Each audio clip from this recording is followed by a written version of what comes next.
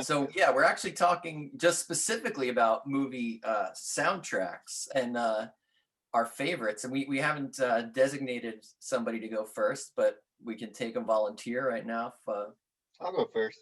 yeah, okay. Get it over with. Um, so favorite soundtrack. I went to a 1993 film, a film that also. So in 1990, I watched a very scary movie in the theaters. It was called Arachnophobia, and I didn't think I would be able to be scared at a movie 3 years later, much more mature. But this movie did scare me. But also, the soundtrack is incredible. And also, we performed this soundtrack, specifically the main theme, in my elementary school band. So that was really exciting. Pretty sure it's elementary school, either that or junior high. I don't remember. But playing the baritone, that's what I played.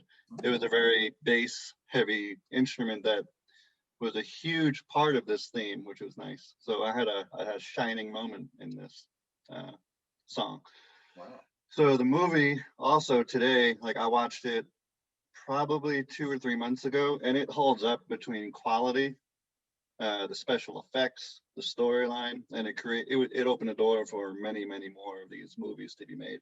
And it's Jurassic Park. Oh yeah, I've heard of that. Yeah. I only say it scared me because I think I was about 12 years old when it came out, and I watched it like 3 in the afternoon, came home. It was a Saturday, had dinner with my family. Then they took my sister to her dance recital. So I was by myself that night, and it was a thunderstorm. So the whole night, I'm like, well, I'm going to get eaten by a T-Rex because this is terrible. You easily could have. That was a legit fear? You were legit afraid of that? It was just coming. That movie was pretty scary for that age. Like the velociraptors opening the door was that whole kitchen scene is brutal. Oh, it's brutal. The amount of like the tense feeling you get the whole movie, but the music itself, like the opening, the main intro or the main theme for Jurassic Park is beautiful. I mean, it's in the certain spots of the movie they put it in, like when Grant and what's the female character's name? Laura Dern. I don't know her character's. But when they're in the field and then they look over and see the whole field, I mean, that still I get chills because it's magical. And the way they alter the theme as well with different instruments throughout the movie and like subtly slip it in there. And they still do it, like even in the newer movies, they did the one with Chris Pratt when the younger kids are exploring the old Jurassic Park. They have it in the background so subtle, like unless you're really familiar with it or like in tune with what's happening, you don't hear it, but it's fantastic. It's probably the best score that I can think of in my opinion, because it also just brings me back to that whole time of when that movie first came out. I mean, it was a game changer for special effects and everything, and the fact that it still holds up to this day without looking corny or like crappy, like a green screen or like The Room green screen or anything like that. It doesn't look like puppets. It doesn't look like shitty animation or CGI. It looks legit. Oh, it looks great. Well, that came out in 1993. Kevin, Yeah. I'll defer to you. Right. But yeah, you're absolutely correct, and it still looks better than anything that's come out today. And I don't understand why that is. Yes, I don't know. From what I know about the movie, so they use CGI for some things, which I think they were just getting to the point maybe where CGI could be done well. It was no. That's when Anaconda came out, and that is a horrible movie. Yeah. Well, maybe if you knew what you were doing. Just that studio, I think, was really good at what they were doing. But they also used like animatronics. They also would physically build. Oh, I didn't know that. Well, it was a combination, which I think that was a big thing. If they had tried to go CGI all the way, it would not have worked. But I think they used it just right, like and yeah, the animatronics are incredible. Like the little baby velociraptors, and I mean, oh my god. They're adorable. I just wanted to pick one up. Just going back to what you were saying though, whenever that camera panned over and you saw those brontosauruses and you heard it's great. That was they travel in herds. They do travel in herds. But that was I feel like that moment was a definitive moment in cinema that Oh, changed absolutely. Oh, absolutely. forever. That was amazing. Yeah. I remember sitting in the movie theater, probably just like you, and just being like, this is one of the most amazing things I've ever seen. It felt like you actually felt like you were seeing dinosaurs It for the did. first Right. time in real life. Like It legitimately, I did. remember It feeling like did. this is what it's like. This is what. Yeah. And the thing is, like, I hate when people are like, "Oh, Jurassic Park wasn't a good movie." Blah blah blah. It's like, what the fuck did you want? You paid movie to see a movie. You paid money to see a movie about dinosaurs. You're getting dinosaurs. What else do you need? Attention to detail. The attention to detail in Jurassic Park is so insane. Like, Fantastic. they literally tie two female seat buckles together to tie in that dinosaurs would still make life, even though they only made females in the park. Yeah. Like, to Wait. have that amount of detail in a movie in a kid's movie is insane. That's all love. We couldn't put any more love into that movie. And then even reading the books, like I read the first two books after the movie came out, but the books are they're amazing. Like the scenes from the original Jurassic Park book, like the book that it's based on, they took the scenes that didn't make the film and they put them into it's the third Jurassic Park movie. So when they're on the beach with the little dinosaurs, there's scenes in that, or the pterodactyl cage. That movie is like the B-roll of what was in the movie that's from the book, which I thought was cool, even though I don't love the third one. I do not like terrible. the second one. It's a dinosaur movie, but I think they were trying to do too much with that. But even the newer ones are great. Like Nicole and I saw the new one with Chris Pratt. Has everyone seen that one yet? Yeah. When the big SeaWorld dinosaur came out and ate the big one. I stood up, I was clapping. I was losing my mind. I felt like a kid again. It was amazing. And just a quick aside, my other backup song was Mad World from Donnie Darko. That's on the scene where it starts off like sideways and the bus door opens, everyone jumps out, like smoke comes out, but then like they go through the whole school and hit on all the main characters in this great sequence. Like, that was a good sequence. You don't know like who's who, but then it all comes together after. But that whole scene was incredible, and that song they used for it was great. That was a really cool sequence. I remember that portion of Donnie Darko before I fell asleep at your house when I watched it. But I remember that was very cool. I'm gonna go next because mine is super short, so I'm gonna go next. But I'm trying to think of how to say it and come out of this okay, and I don't think I'm going to. But as I mentioned earlier, I have a very, very sorry, my cat's being really cute, but I have a very loose grip on reality, and so I'm constantly looking for things that can take me out of experiencing reality. And this kind of started when I was in college. I like to. Something I do that a lot of people don't know, and I don't feel like I put this out, but I'm sort of a pensive dude, and I feel like this is so douchey. But anyway, so I walk around and let me start over. Hold on.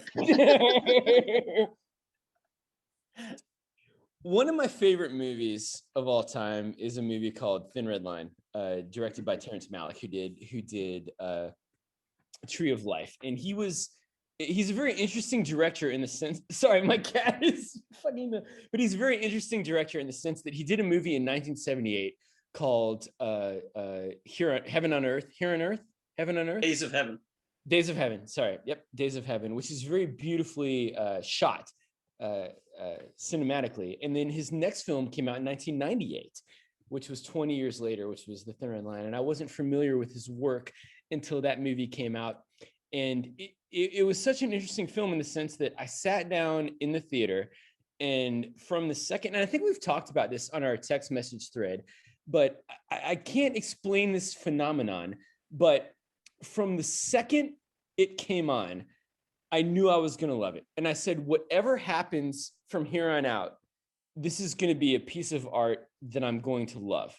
And I don't know how to explain that phenomenon. I don't know if you guys have ever experienced something like that. But just from the second the score came on, I said, it doesn't matter what's going to happen from here on out. I know this is going to be something that I'm going to love. I just had a that was my feeling with Train Spotting when I saw it in the theater. It was literally really the first like that opening sequence where he gives the monologue and they have Lust for Life playing in the background. I'm just like, I am in.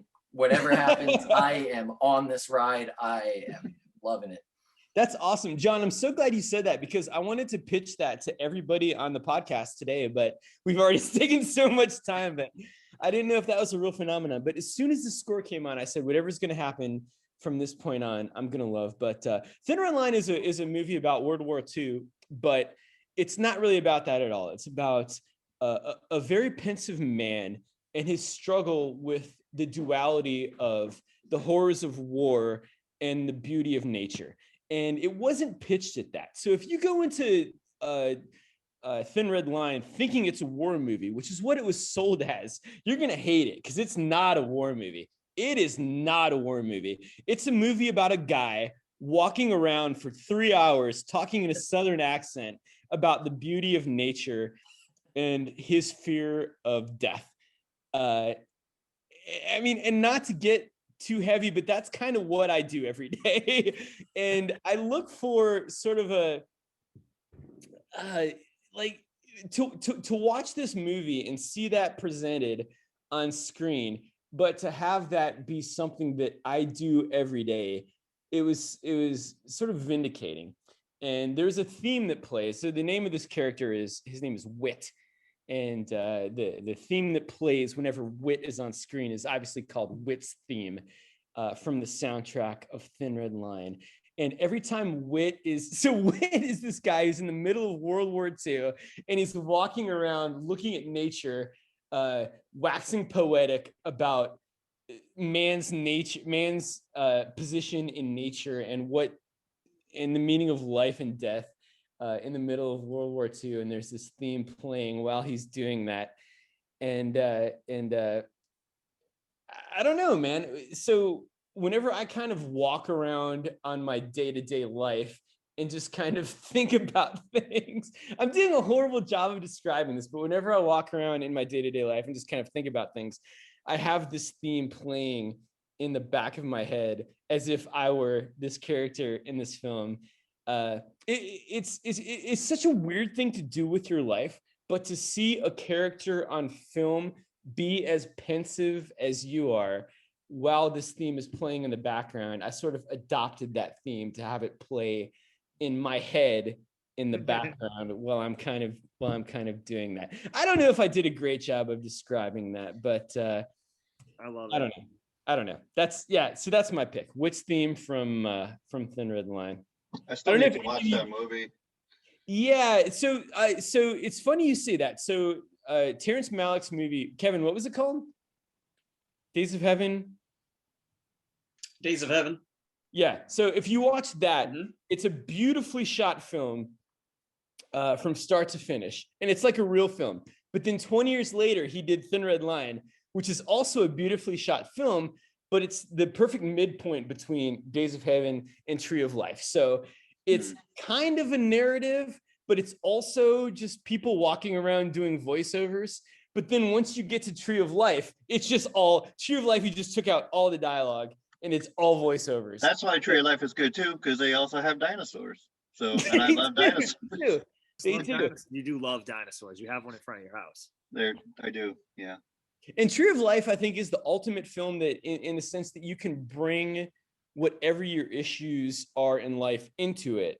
It's fantastic. And you can work it out. It's so abstract. I think I've told this story a million times, but I went to go see Tree of Life at the Manor, and the usher, so the movie got over and the usher opened the door for me, and I thought I was busting him, and I go, that movie wasn't about anything, was it? And the usher goes, was it about nothing or was it about everything? And I was like, oh, and then he disappeared. You got me. He faded. Also, don't use Tree of Life as a first date. No, definitely not. Oh, that's I've made that mistake. We went out and got tacos, and then we went back to her place and watched Tree of Life. Had a It didn't work out. It didn't work Yes. out. I'm sorry I never Silent called you ride back. home. I'm sorry I never called you back. I wasn't feeling it. I just picture you driving her home and like not a single word is said. No, we watched it at her house. Oh, Oh. okay. You So I have to picture walk you out. driving home by yourself and not a single word is said. Just doing this a lot in the air. Shaking maracas. Oh man. Oh man. I I- wonder if she yeah, has if you're gonna watch that on a first date, it needs to be like preceded by a conversation at least about where you get a feel for somebody's taste in film. You know, To be fair, don't just she spring knew that on somebody. what she was getting into because me and Mike did explain this movie to her at the bar that she worked. So she knew what she was getting into, but after It's watching hard. it by myself for the first time, that whole first 20 minutes was the most awkward 20 minutes of ever watching a movie with someone because it was like, just get it's fine. This is artistic. He's just setting the thing. I picture you Yeah. sitting down with her after you go to her work, you sit down and you ask her about the movie and you're like, did you take away nothing from this movie? Because I took away everything. And then you disappear. Yeah. Yeah. Before we move on, though, I just want to say that, like, in researching this, there were literally hundreds of theme songs that I love so much, man. Just from the Imperial March, from Empire Strikes Back, to the RoboCop theme, to the Predator theme, to the Police Academy theme, to the man. Black Hole theme, to the Superman theme. Greg and I have a great story where Greg, I mean, I don't want to get into it, but there's so many great, like, how can you, I feel like what's going to go on in this episode is we're all just going to choose things that meant the most to us. And I think that's what's great about music as a whole is it's so subjective. You can't. I do want to tell Kevin the story just real quick. Sure, I okay. visited Mike in Hollywood back when he lived there. And I slept at his apartment on the living room floor, and I woke up to, yes, that Mike right there. I woke up to the Superman theme blaring from his bedroom, and he just opens his door and stands in the doorway. He's like, oh, this is just how I get up every day. I was like, all right, All right. cool. Did he have clothes on? I plead the fifth. Oh. That's May all I I've go- got, man. may Thing I- of the line, Wit's theme. May I go next? Absolutely. All right. When we first discussed the topic, I had a few ideas pop in. I was like, oh, Star Wars, done. Then I was like, nope, Rocky. And then I was like, nope, next movie. And I basically made a list of what I thought without thinking too much of it. Because I've seen a lot of movies and I didn't want to go down the rabbit hole that Mike was discussing going down with hundreds. Like I'd have no pick. Like I couldn't do that. So I decided between these. These were my picks. And then I had to choose one out of this. Rocky, Exorcist, Halloween, Friday Night Lights, Live and Let Die, James Bond, Stand By Me, Matilda, Psycho, Home Alone, The Breakfast Club, and Willy Home Wonka Alone, and the yeah. Chocolate. I love how you said you didn't want to go down a rabbit hole, but you just chose 50 alternatives. I chose from less. I made my rabbit hole, but it was a much shallower hole. It was a shallower hole, rabbit hole. Okay. I chose, my pick was the theme to Sergio, can't even say his name, Sergio Leone's Good and the Bad and the Ugly. Oh, wow. That theme Wow. song is magical. Yep. In a way to describe it, if you don't remember it, it sounds like there's a forest of birds like having a conversation, and one is ready for battle, and the other one just doesn't want to go. I want to go. Oh, thank you. Come on, let's go. I guess we'll go. Like I have these lyrics in my head, and then there's just so much. It just gets you excited. You know what I mean? It just, you're on an adventure. You're going on an adventure. You have no choice. This is a one-way road. You're here. Adventure's that way, and this song plays, and that's where you're fucking going. I love it. It just sounds like I said, birds arguing about a battle. there's medieval knights that show up with trumpets. There's horse galloping for drums, and there's just this outlaw just riffing on the twangiest guitar through the middle of all of it. Like you can't have a better theme song than this. It's classic. It's epic. It was inducted in the Grammy Hall of Fame. Perfectly fits the tone of the movie, and it really prepares the listener and for the adventure, and it really makes me hungry for popcorn. So that's why I picked this. Basically, it makes me want to make popcorn and just listen to this song. I don't even have to watch the movie. I can just listen to this. It's from the 1966 Italian epic spaghetti western, Sergio Leone, Good, the Bad, the Ugly. It was mainly written by Ennio Morricone. I don't know if I've probably butchered that name. But yeah, it came out in 1966. He worked on over 100 classical works, spent his entire life working on movie scores. So this is a veteran of the craft. And yeah, that's my pick. And you told me about it earlier this week, which is great because it is a fantastic song. And this morning I actually sent Jay-Z samples that song, and it's incredible. Yeah, I think Tupac does as well.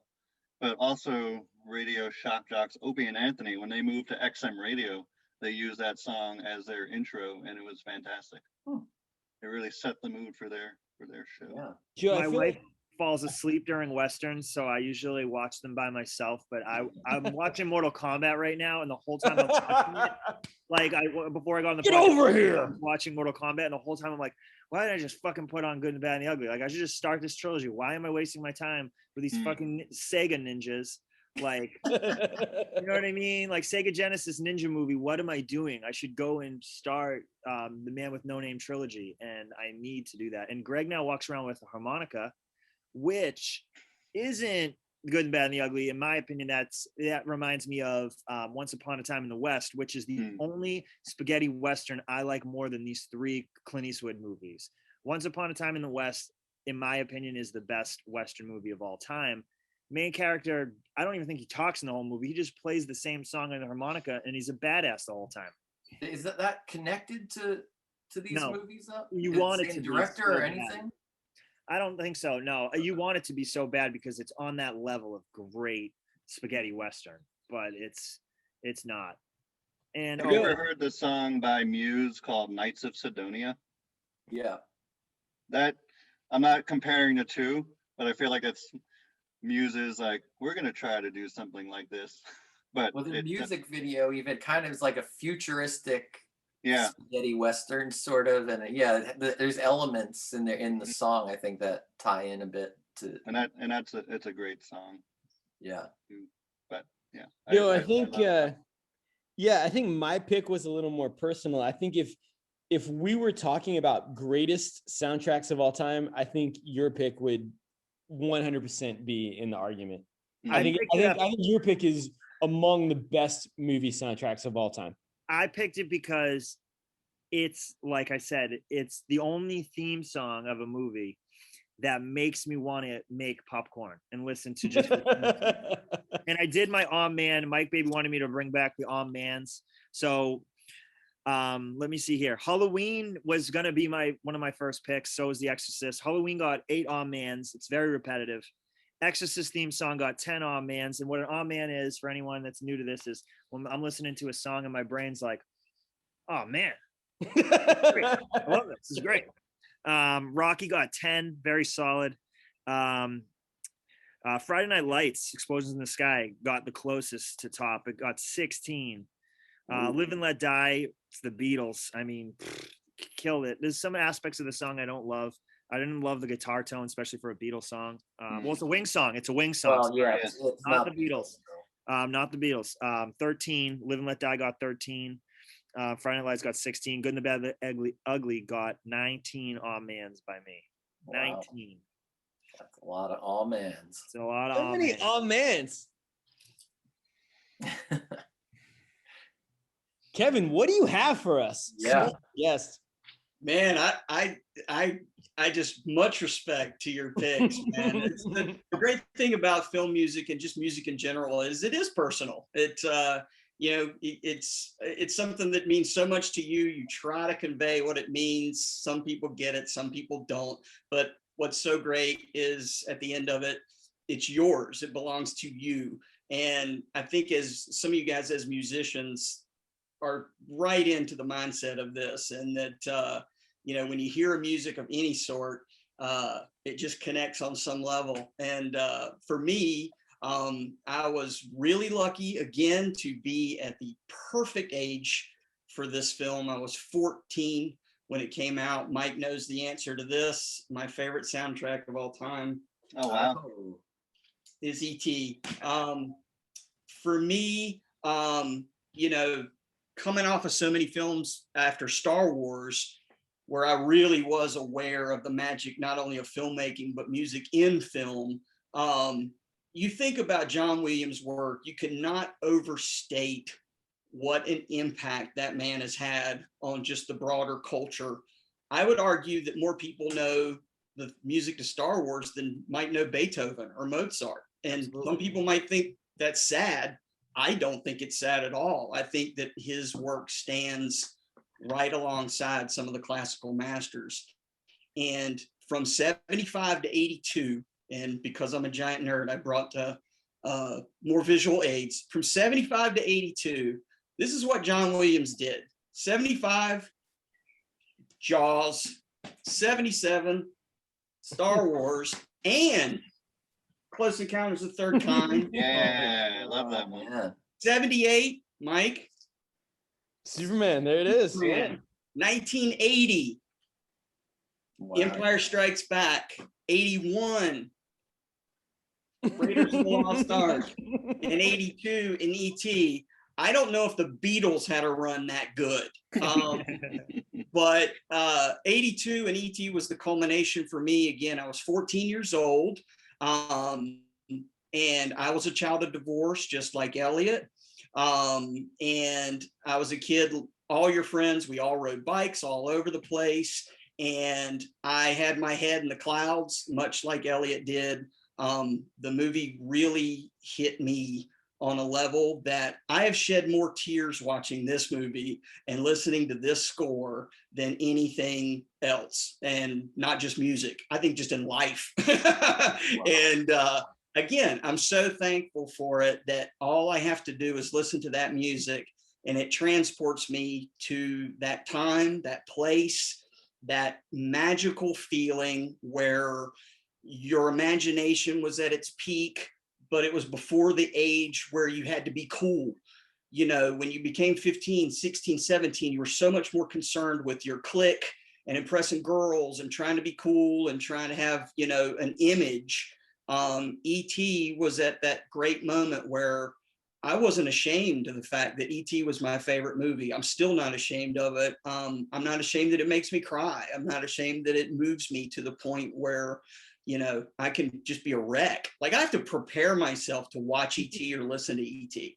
because I know it's going to take me through the emotional ringer, but in a way that is so satisfying on so many levels. And no other film has hit me the way that one does. It's just so personal. I've never talked to anyone else who said, yeah, E.T.'s my favorite movie. I think most people would agree E.T.'s a great movie, but and again, I go back to my original point. It feels like it's mine. Everybody has that feeling about their film or their music that it feels like this belongs to me. And I don't care if you get it or not. It's, you know, it's that personal. And it's tough. Mike, you said it. It's hard to explain to people how something that means so much to you, you know, how important it is in your life. But E.T. was the easy answer for me. I'm with Joe. I had my second place was a tie amongst 30 films. I mean, easily. And I had Halloween, I had The Shining, you know, I had Conan the Barbarian is a fantastic score. And all, you know, the work of John Williams, but E.T. was the easy answer for me. Great. I have so much of early like movie watching. Like I had 2 cassettes of E.T. on VHS and it was green and purple, I believe. The inside wheels of the VHS tape were green, and I think the cassette tape itself was purple on the outside. But me and E.T., go back, like me and Ninja Turtles go back. So I had an ET stuffed animal that was terrifying looking. When I was too young and had The nightmares. button eyes, yes. Yeah. I had nightmares about ET, probably about 10 growing up, like really, because my older brother was just a typical older brother, and he'd make up stories that there was like an evil twin that carried a knife, and had tattoos probably. And so I know a lot about ET. I know a lot of, I'm so happy that you picked ET. I feel like if I picked one that was more personal to me, I probably would have picked this one if I really deep dive within myself to think about it. But I think this is such a good pick. I love the trivia about the movie. I love like Reese's Pieces, not PCs. Reese's Pieces. This Kevin, that's a past argument on our Reese's Pieces were huge because of this movie. Kevin, how do you pronounce it? Do you pronounce it Reese's Pieces or Reese's Pieces? Reese's Pieces. Okay. Well, this has been, I know you're laughing. This has been a point of contention. He was so sure of his answer too. I love it. So confident. No, like, now I'm thinking about it. So my favorite aspect about ET, smoke machines everywhere. The whole movie is just one giant smoke machine. He does not use the smoke machine enough. He's just so much, which adds to the landscape of just the coloring. It just adds so much. My favorite scene from ET is when they're just playing Dungeons and Dragons on the kitchen table and talking shit. Mine too, man. Mine too. That was my childhood. That was my childhood. They're just talking shit like that. Yep. It's so good, and like the coloring and that scene is great. What else? The fact that ET may or may not be a Jedi because of his powers, and that they tie in Star Wars characters into the movie in the Halloween scene, and then in the prequels of Star Wars. That you can see a family at ET in the like the court scene, like the big meeting of all the I don't know how to describe it, but the big like political meeting in one of the prequels. You can see a family at ET in the bottom right hand corner of the screen. I don't know if they're a family. I don't know if it's a family. I think they're coworkers. Yeah, they're coworkers, politicians. But it's just like that blew my mind. Like if you showed them this podcast and you're like, you can see a family of people. The only thing I go back is when the CGI at the end, and I know they've tried to fix this movie up a little bit, but the CGI at the end can be a little much. Overall, it's so good. That iconic bedroom scene where his face is in the stuffed animals has been copied in movies. We just watched it, and I love the show Broad City, and there's a scene where they copy it. And one of the characters had surgery, so he can't get a boner. He's going to try to resist getting a boner. And so he goes in the kids' room of this house that's abandoned, like basically they're house sitting this mansion. And so he goes in the kids' room, and their other friends are in Broad City. They're all, partying and drinking and stuff. So he goes in the kids' room, and he's hiding in the stuffed animals, like trying to just like, I don't know what he's doing, but there's a sex scene in the show, and then they pan to their friend, just like, what are you doing? And his face is just surrounded by stuffed animals. And it's one of the funniest like odes to a scene ever, I think, in comedy is in that show. I'm kind of going on a tangent, but yeah. I hadn't noticed. Yeah, E.T.'s amazing. Smoke machines are amazing. Reese's Pieces are amazing. The score is amazing. This has been the most fun episode I've ever researched. And I think a theme of this episode has been that art is subjective. But I think that if we were looking at this objectively through my hours of research, I think E.T. flying theme is the greatest movie theme of all time. Oh, yeah. Objectively. I think if we're going to look at this objectively, take feelings out of it, E.T. flying theme is probably the greatest movie theme of all time. Well, you'll get no argument from me. If when I was thinking about this, and if we had to narrow it down to a track, I know the flying theme is kind of just the broad ET theme. For me, my favorite track off of that album is the track that's Chase and the Escape, Chase, and Saying Goodbye is what it's called. And that's the last 20 minutes of the film. And that's from when the bicycle chase, from when they fly to when they land to when they say goodbye at the end of the film. That is the track that just puts me I'm a complete absolute wreck after listening to that. They were going to do a sequel to E.T. and Spielberg canned it because he said eventually ETs, like more ETs would come down, and it'd be like a horror movie. Again, big- Wait, what? Yeah, ET he was said how killing he wrote it. virgins? They were going to come down, and it was going to be like a horror movie sequel. That was the only direction he could go in, and he didn't want to do it, which is crazy because I had nightmares as a kid of ET, so maybe I already knew this and was channeling it, but based on my brother being like trying to scare the shit out of me. But like I really hope. I know they're bringing back a lot of stuff, and it can get annoying that they're bringing back so many franchises, but that would be awesome to see a sequel of that movie and bring back all the smoke machines. Just bring it back. And I just want that kitchen scene with they're just talking shit to each other. I just want that as a film. Just have that filmed. That's Stranger Things. You were talking about Stranger Things. Yeah, you're right. And another cool aspect of ET that I'm remembering now is the scene where Elliot's kissing the girl in the Erica classroom. Eleanor. You can see Spielberg's influences on the TV in the house. So he puts his influences, and I guarantee you that kissing scene was lifted, or the line where Elliot says to E.T., I want to grow. He says something about growing gray together. There's these weird romance lines that sound like they're from other movies from like another time period. And I wouldn't be surprised if they are odes to older movies that Spielberg watched with his parents or whatever. But you can see that he's telling you, hey, I like this. This helped me make this movie. This is a movie. Check out this. He's like giving you kind of his recipe in the house scene and in the science class scene, I think. Yeah. And he is one of the greatest insults of all time is penis breath. I love to call. I'm always calling John. I'm like, John, shut up, penis breath. Oh my God. And I'm like, you're right. You got me. My breath. There's no comeback. Oh, John, penis breath, no.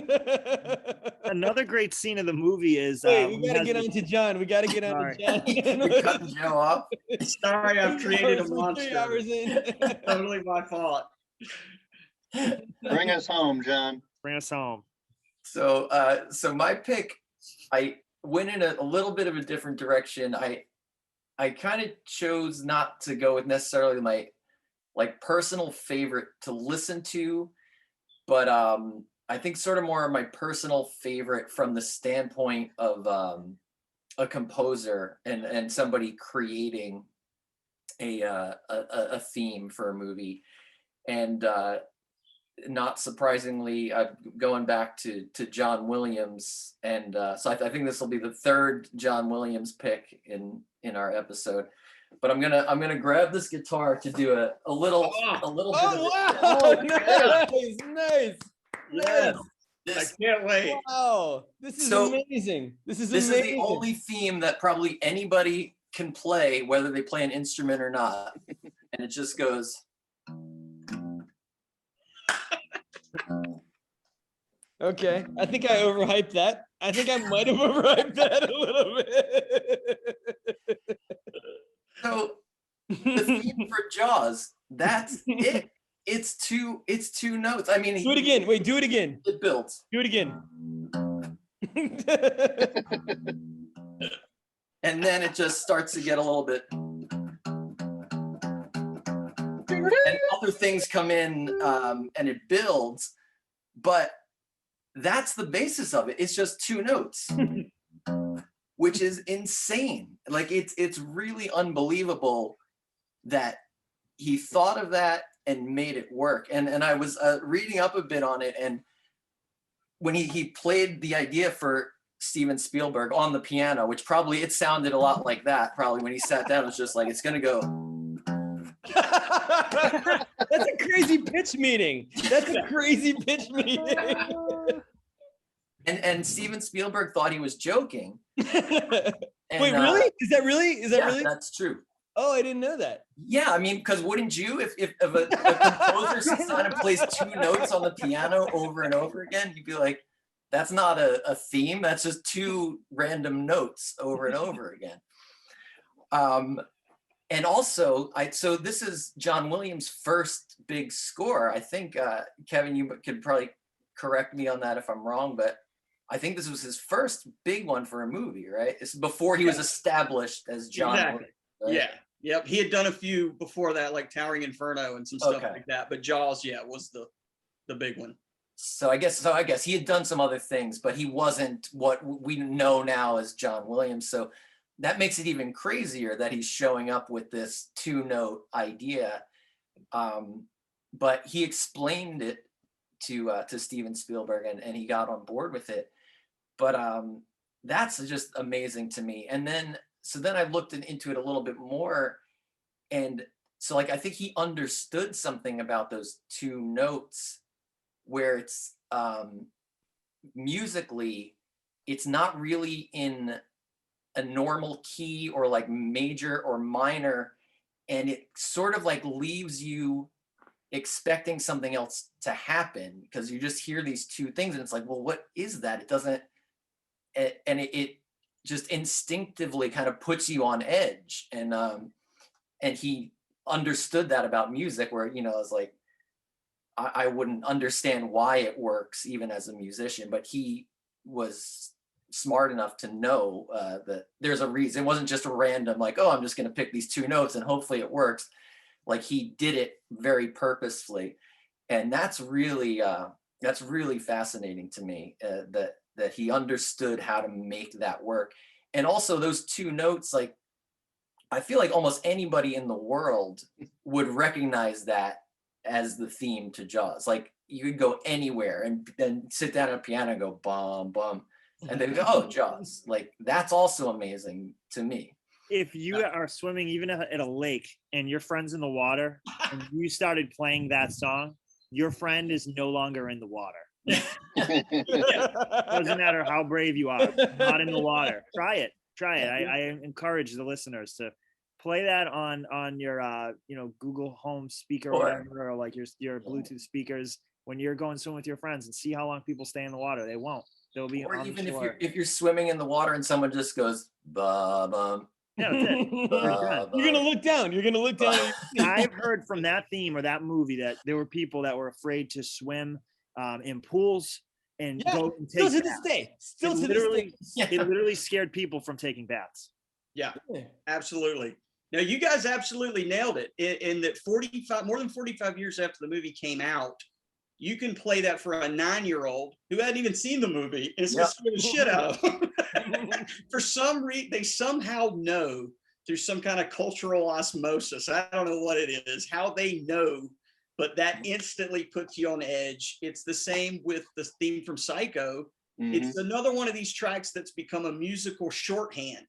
That people who haven't even seen the film can go wee wee wee, and you know exactly what you're talking about. So John and Joe, you guys absolutely nailed it. That's it's so true that everyone knows that score. Everybody knows that theme, and that's true genius right there. The reason why I think John's pick, like the Jaws theme, is so scary is because they don't show another aspect of the movie is they don't show the shark for a while. Mm-hmm. Yeah. I just saw Jaws a couple of days ago. I rewatched it, and it is terrifying. I don't know if you've seen it recently. It holds up like so well. Watch it. Really, really does. Yeah, the basically the theme is like the viewer's imagination in a horror movie is the scariest aspect of a horror movie, and that theme song perfectly fits. And not showing the shark for a long ass time. Well, and another thing that I didn't even realize, and I read this in looking stuff up about it, is he said, John Williams said, we're gonna play that music when you're not seeing the shark, but the first time you see the shark, the music isn't gonna play, so it just comes out of nowhere and is scarier when you first see it. Like, there was that decision made, which is also really amazing too, to like think that through like that, because I feel like the instinct would be like, okay, when we do this, see the shark, we'll do a really big buildup, and they did the opposite. They didn't play the music, and then it comes out of nowhere, and you're like, oh shit. You see the ass. Or Quint, that when he's eating Quint, the guy who plays him, Robert Shaw, who I think is the strongest actor in the movie. One of the best characters of he's great. History. When he gets chewed up, that was just so. Spoiler alert. Yeah. Well, and Spoiler the shark does look silly as hell when it's eating him, but it's like you've gotten so invested in the movie at that point that you're kind of like, you let it go. You're like, oh yeah. Right. the shark animatronic is pretty bad, but when I don't think it looks silly. I You don't don't think think so. when they go down in No. the cage, they have real footage of a real shark, and they have a small cage. I believe it was about like this big, with like the size of like a Barbie doll or a Ken doll in a suit, and you can kind of tell when you see the movie. So there's a few scenes where it's a real great white shark swimming around a cage that's just smaller, which is the best decision, way better than the overall aesthetic, in my opinion, of the shark. Yeah, so that's my pick. Like I said, I don't necessarily sit around at home and listen to the Jaws theme song. There's probably lots of other themes that I would enjoy listening to, but that one is the most impressive to me from a creative standpoint. That's Yeah. amazing. You Powerful. bring up such a great point. That's such a ballsy pitch. Yeah. I used to write commercials, and I can't imagine going into my boss and saying, "Here's what I'm thinking." Dun-dun. And everybody be like, Go on. and then yeah, right. But that's such a ballsy pitch, but it worked. But it worked. I think you Spielberg could probably thought argue he that didn't have it. it makes the movie like that. Without that, it would be a different movie and maybe wouldn't even work as well. Like if you put one of those typical 70s like synth driven kind of like B movie soundtracks over Jaws, it would probably ruin the whole thing. Hmm. That's a great experiment. I wish there was a YouTube channel that, if you were allowed to do this, where they show you a great scene and a great theme of like how Jaws, the theme perfectly works, and then they just play the worst song that will, like, just a different song from a different thing. Super And Mario how Brothers. awkward, yeah, Oh, how awkward it would be for me. Yeah, it would just be so But funny. even like you said, though, I feel like kids these days would know. Like if you go dun Yeah. dun, I feel like kids these days would know that, and Yeah. that's what 40 years old. Yeah, more. John, as a parent, if your kids are, when kids want to just swim and you want them to come in and they just don't want to get out of the water, Should I use could you use it? Because I don't think you should. I think you would remember not. it. I would not, but it would work, I think. Well, and to that point, my son is 8, and he knows that that's the theme to Jaws, but he's Oh. never seen Jaws. You know what though? I think the Baby Shark song he started out with the Jaws theme. Starts would out be a with good Jaws combo. and then builds up into Baby Shark. So that probably has added to the familiarity with. I didn't know that. Okay. If you want a great Jaws And there's- experience, you need to get one of those I don't want a great Jaws experience, Joe. I don't outdoor, want a great Jaws experience. outdoor I'm projector. trying my best to avoid a Jaws experience. So if you get an outdoor screen projector and hook it up at night and watch Jaws in your backyard at night, that is the ideal, with popcorn popped on like a kettle. Like that is the ideal viewing experience, in my opinion, of Jaws. Yeah. Can't get better than that. In the See that. summertime, can't get better than that. Nice. Yeah, and Okay.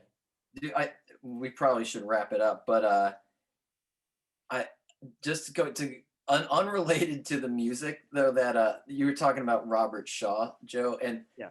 that monologue that he gives in the boat about being in World War II and the ship goes down and all the people being attacked by sharks, like that's also I think a key point in that movie where it shifts out of like a basic kind of B movie horror thing about sharks and just like the emotional weight of that just I think also kind of really carries the movie. Like that's the last time I watched it was just a few years ago, and that I remember standing out to be like, oh my god, it's so heavy and the way he delivers it is so amazing. It's just When they're talking about their scars and they're all showing each other their Right. scars, and he goes, "You see that right here, right there? See that?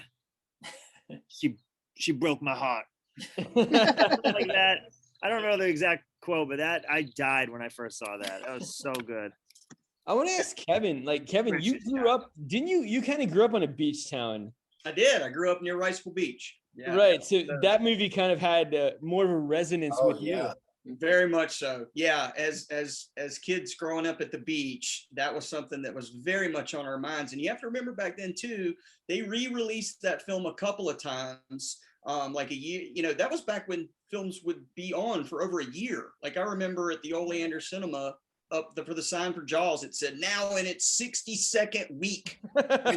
I mean, Right. people can't even imagine that, but it would be on for a year.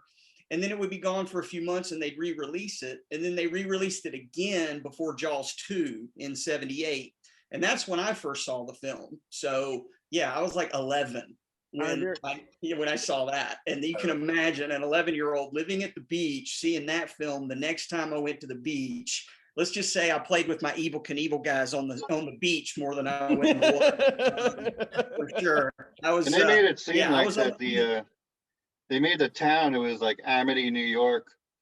So Yeah. growing up on Long Oh, was Island. it New York? I didn't know that. Yeah, it was a very like too close to home thing for going to the beach on Long Island, whether you go to like Jones Beach or Robert Moses. It was filmed in Martha's Vineyard.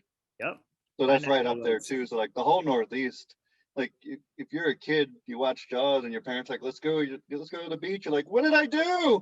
Yeah, I don't want to go to the beach. I'm good. I'm good. Yeah, Long Island was considered too busy. So Yeah. Long How Island about we was just play considered too lawn busy. darts? Can we just do lawn darts? Is that cool?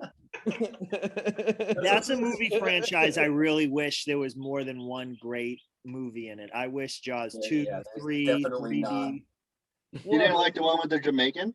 The Or electric. the one where the Boogaloo. shark, the one where the shark was purposefully hunting Yeah. other people.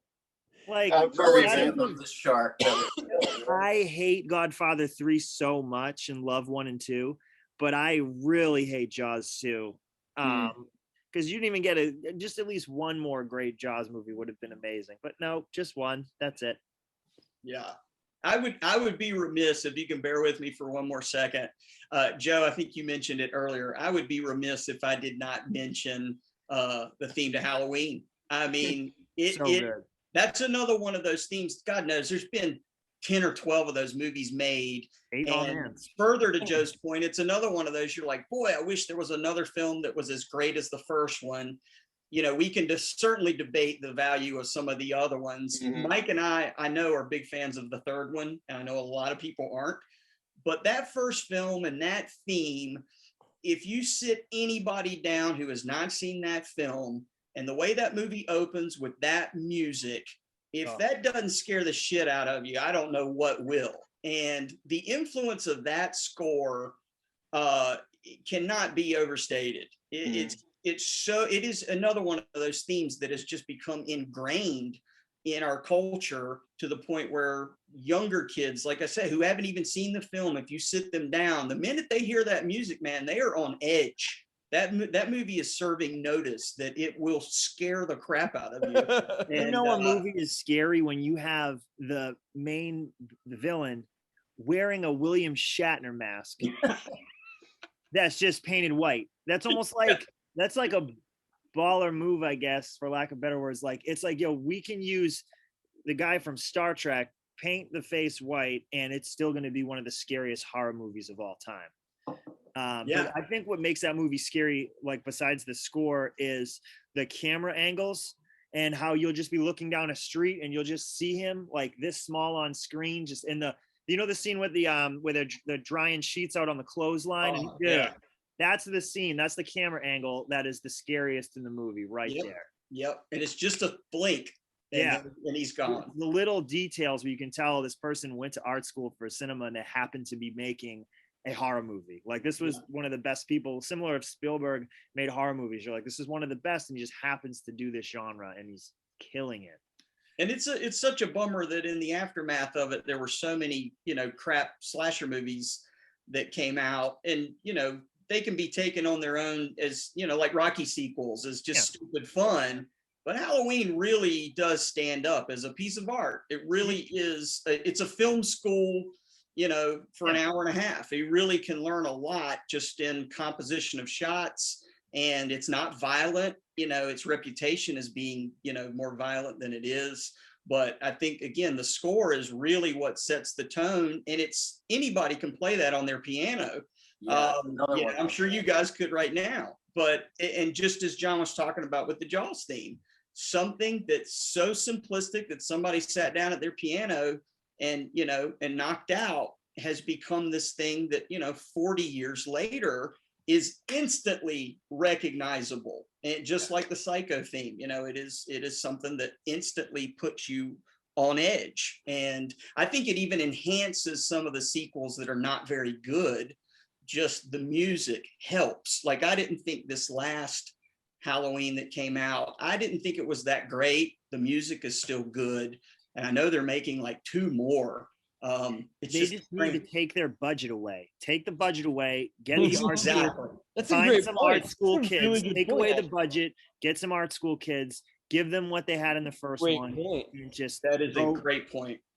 They can do this Absolutely. with so many great movies, but they won't because Yeah. money. Money is the reason why you won't have movies like that. Like, because they You're just exactly want to. right. The only good thing that Rob Zombie did coming into, like, not the only good thing, but I think one of the best things that he did for Halloween was the physics of him punching through walls and grabbing people. I don't want that in my Halloween movies, but that when I watched the remakes that he did, that scared the living shit out of me. Mhm. So I think he did something great, but the second Halloween by Rob Zombie might be my least favorite, period. It's just so, oh man, Yeah. Bad news. it's just not All good. right, let's wrap this shit up. I gotta go. All right, That that was a lot of fun. that was my bad. I had No, it's good. It's good. It's our longest episode. This was fun. Yeah, we dove in here, man. This was This was movie good, is though. A lot of film fun. length. It's a film length. This is Yes, true. we made our own movie. you We can need to do like open it with credits. We'll open it. We'll have credits. We'll have you can do like George Lucas though, and like cut a bunch of shit out, and then put a G. Jar Jar Binks or something. Put some CGI Exactly. unnecessarily add in the walkie background. talkies. Put 1,000 of us flying around all over the screen. John can like Photoshop Meryl Streep into the and like Anthony Hopkins. You can Photoshop them all into our You can Photoshop Greg back onto your porch. That's Right on. Hey, can I say something? I guess because you guys can cut this. I had to ask you guys. I just watched Sound of Metal last night. Have you guys seen that? So No. I good. haven't. It's on my list. Somebody told me. to Oh, watch it. great. So good.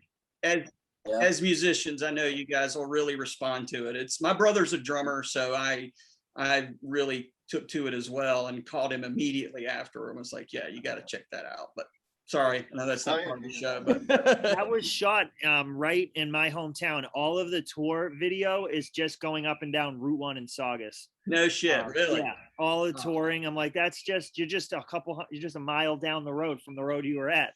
Wow, that's cool. But I don't know where like some of the other scenes were shot, but I do know the highway scenes for like touring was my hometown, which is funny.